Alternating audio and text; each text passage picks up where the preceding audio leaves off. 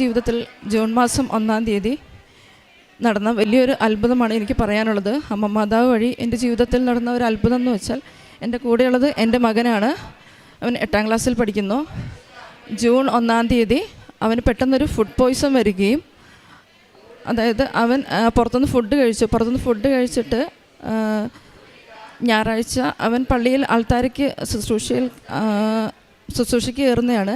അപ്പം ഞായറാഴ്ച പള്ളിയിൽ പോകാൻ വേണ്ടി അവൻ എഴുന്നേറ്റപ്പോൾ പെട്ടെന്ന് ടെമ്പറേച്ചർ വെളുപ്പിന് 3:30 ആയപ്പോൾ അവൻ പെട്ടെന്ന് എഴുന്നേറ്റ് ഒന്ന് ഛർദ്ദിച്ചു. ഉറക്കത്തിൽ നിന്ന് ഛർദ്ദിച്ച് കഴിഞ്ഞിട്ട് പിന്നെ കുഴപ്പമില്ല, കിടന്നുറങ്ങിയായിരുന്നു. പക്ഷേ രാവിലെ എഴുന്നേറ്റ് കഴിഞ്ഞപ്പോൾ ഒരു ചെറിയ ടെമ്പറേച്ചർ. അപ്പോൾ കുളിക്കാൻ പറ്റുമല്ലോ എന്ന് ഓർത്തിട്ട് ഞാൻ പറഞ്ഞു, എന്നാൽ നീ പള്ളിയിൽ വരേണ്ട, കുഴപ്പമില്ല, കിടന്നോ എന്ന് പറഞ്ഞു. ഞാൻ പനീൻ്റെ ഒരു ടാബ്ലറ്റും കൊടുത്തു. ഞാൻ പള്ളിയിൽ പോയി. മമ്മിക്കും ചെറിയ ടെമ്പറേച്ചർ ഉണ്ടായിരുന്നു, അതുകൊണ്ട് മമ്മിയും വന്നില്ലായിരുന്നു. ഞാൻ പള്ളിയിൽ പോയി തിരിച്ചു വരുമ്പോൾ മോൻ സെറ്റിയിൽ കിടന്ന് ഉറങ്ങുമായിരുന്നു. അപ്പം ഞാൻ ഉറങ്ങുവാണല്ലോ, ശല്യപ്പെടുത്തേണ്ടത് ഞാൻ അവനെ വിളിച്ചൊന്നുമില്ല. അതേ ഞാൻ കഞ്ഞി കുടിച്ച് കഴിഞ്ഞ് ഞാൻ ജസ്റ്റ് ഹാളിൽ കൂടെ പോകുമ്പോൾ അവൻ സെറ്റിയിൽ കണ്ണു തുറന്ന് ഇങ്ങനെ കിടക്കുന്നത് കണ്ടു. സെറ്റീൻ്റെ ഒരു അഴിയിൽ കൂടി ഞാൻ കണ്ടത്.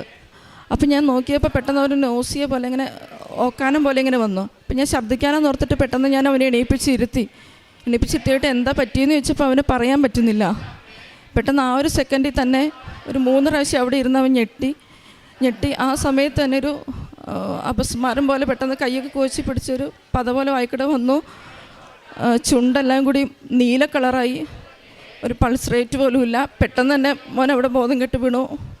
ഒരു മിടിപ്പോ ഒന്നുമില്ലായിരുന്നു മോൻ്റെ ശരീരത്തിൽ. എനിക്ക് എന്താ ചെയ്യേണ്ടതെന്ന് പെട്ടെന്ന് അറിയില്ല. ഞാൻ നേഴ്സായിട്ട് പോലും എനിക്ക് ആ സമയത്തൊന്നും ചെയ്യാൻ പറ്റിയില്ല. ഞാൻ ആകെപ്പാടെ ഭയങ്കര ടെൻഷനായിപ്പോയി. പെട്ടെന്ന് അടുത്ത വീട്ടിലെല്ലാവരും വന്നു. വേഗം മോനെ തറയിൽ കിടത്തി. ഞാനപ്പോൾ ഒന്ന് CPR കൊടുത്തപ്പോൾ അവൻ പെട്ടെന്ന് എഴുന്നേറ്റ് കരഞ്ഞെങ്കിലും ഒരു ഡിസോറിയൻറ്റഡ് പോലെയായിരുന്നു. പെട്ടെന്ന് തന്നെ അടുത്തുള്ള ഹോസ്പിറ്റലിൽ കൊണ്ടുപോയി. അപ്പോൾ എനിക്കെന്നും എൻ്റെ മാതാവിൻ്റെ കാശുരൂപം എൻ്റെ കൊന്തയുടെ കൂടെ എന്നും ഉണ്ടാകും.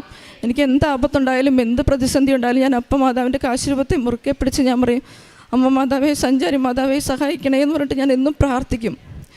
അപ്പം ഞാൻ പെട്ടെന്ന് എൻ്റെ കാശുരൂപം ഊരിയിട്ട് ഞാൻ അവൻ്റെ കയ്യെ പിടിപ്പിച്ചിട്ട് അന്നേരം ഒന്നും അവൻ കോൺഷ്യസ് ആവുന്നില്ല. ജസ്റ്റ് കോൺഷ്യസ് ആയപ്പോഴാണെങ്കിൽ അവനൊരു പരസ്പര ബന്ധമായിട്ടാണ് സംസാരിക്കുന്നത്. അപ്പോൾ ഡോക്ടർ പറഞ്ഞു അവനോട് സംസാരിച്ചുകൊണ്ടിരിക്കാൻ പറഞ്ഞു. അന്നേരം എല്ലാം ഞാൻ മാതാവിൻ്റെ കാശുരൂപം അവൻ്റെ കയ്യിൽ മുറുക്കെ പിടിക്കാൻ കൊടുത്തിരുന്നു. അപ്പം ഞാൻ പറഞ്ഞു, മാതാവെ സഹായിക്കണേന്ന് പറഞ്ഞ് പ്രാർത്ഥിച്ചുകൊണ്ടിരുന്നു. പെട്ടെന്ന് പതിയെ അവൻ പിന്നെ പേരൊക്കെ ചോദിച്ചു, പേരൊക്കെ സംസാരിച്ച് പേരൊക്കെ ഒന്ന് പറഞ്ഞു. അപ്പോൾ മമ്മി വീട്ടിൽ പോയിട്ടൊന്ന് സാധനങ്ങൾ എടുക്കാൻ പോയ സമയത്ത് ഞാൻ മമ്മിയോട് പറഞ്ഞു, മമ്മി കൃപാസനത്തിലെ ബോക്സ് എടുക്കണം എന്ന് പറഞ്ഞു. അതായത് ആ ബോക്സിൽ ആണ് ഞാൻ ഉപ്പും തൈലും തേനും എല്ലാം സൂക്ഷിക്കുന്ന, മാതാവിൻ്റെ ഉപ്പും എല്ലാം സൂക്ഷിക്കുന്നത് ഞാൻ ആ ബോക്സിലാണ്. മമ്മി ആ ബോക്സ് എടുത്ത് വന്നു. പെട്ടെന്ന് അവിടുത്തെ ഡോക്ടർ വന്ന് കണ്ടിട്ട് പറഞ്ഞു, വേഗം കോഴിക്കോടേക്ക് കൊണ്ടുപോയിക്കോളാൻ പറഞ്ഞു.